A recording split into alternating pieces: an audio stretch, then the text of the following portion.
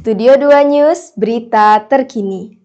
Yosep Arizandi, sang pendaki gunung Sumatera dan Pulau Jawa, putra daerah Lampung Utara, kerap menjajaki kakinya seorang diri, meski di gunung yang baru ia ketahui.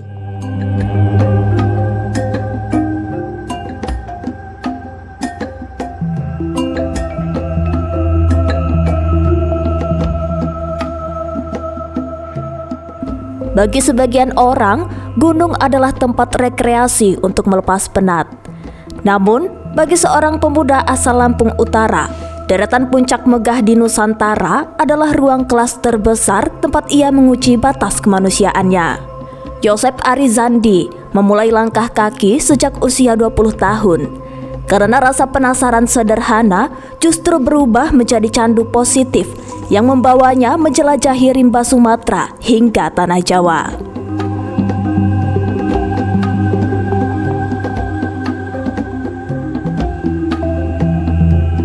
Bergabung dengan komunitas pendaki Lampung, Yosep Arizandi bukan sekedar pelancong yang memburu foto estetik.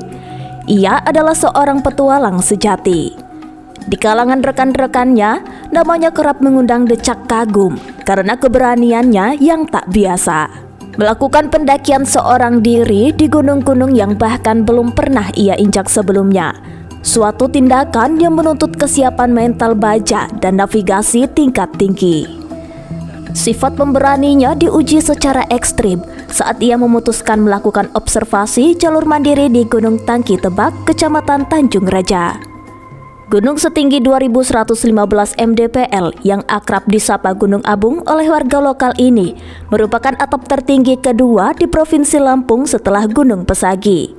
Jalurnya legendaris di kalangan pendaki sebagai jalur sunyi dengan vegetasi rapat, liar, dan jarang terjamah manusia. Di tengah keheningan hutan pekat yang mencekam itu, petualangan hampir berubah menjadi tragedi.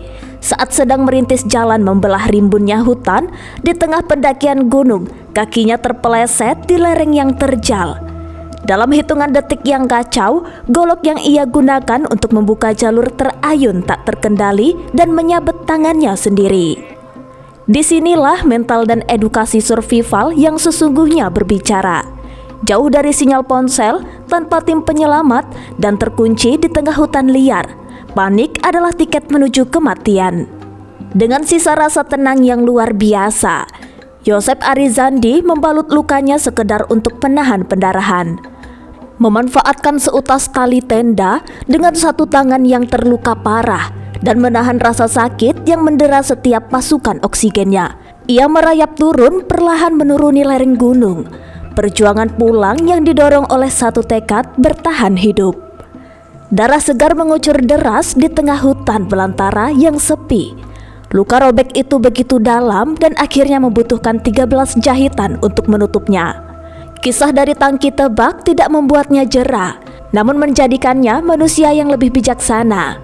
Alam tidak hanya mengujinya secara fisik, tetapi juga secara spiritual. Saat mendapati Gunung Seminung, Yosep Arizandi sempat mendapatkan teguran goib dari sosok wanita misterius. Pengalaman mistis ini tidak membuatnya takut, melainkan menumbuhkan rasa hormat yang mendalam.